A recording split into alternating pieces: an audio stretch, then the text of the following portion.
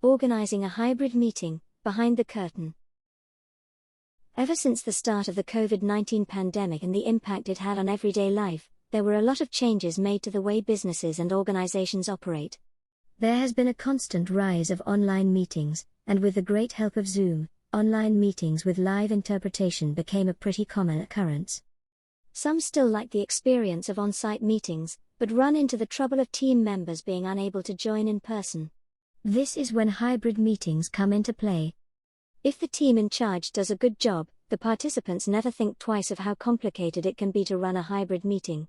I have had the pleasure of joining these meetings, sometimes on-site, and sometimes as part of the Zoom support team. Here I want to point out some things I found to be crucial for a smooth sailing meeting from the point of view of the team in charge of interpretation.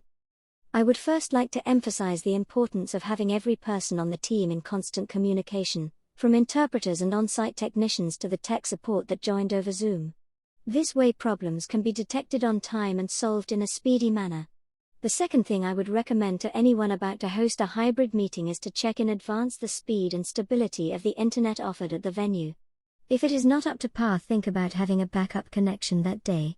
Another option is to have a Wi-Fi booster just in case.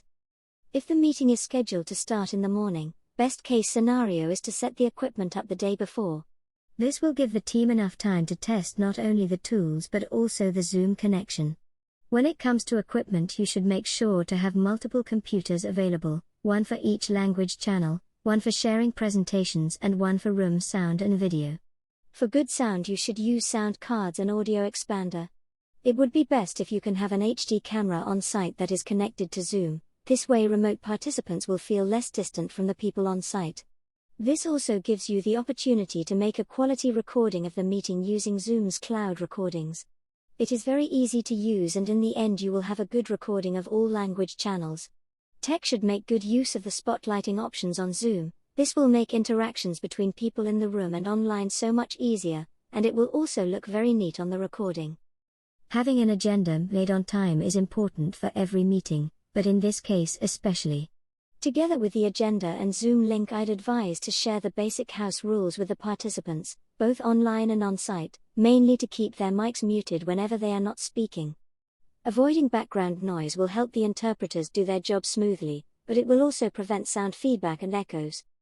One last tidbit I want to share with you is not crucial, but it is very nifty and convenient. Check out Zoom's AI companion. Anyone late to the meeting can use it to catch up to what happened before they joined, and at the end of the meeting the host will have a meeting summary they can use when making reports. Dragoman is trusted by UN and EU organizations and global brands, whether the meeting in question is online, on-site or hybrid. Feel free to contact us if you have any questions or doubts.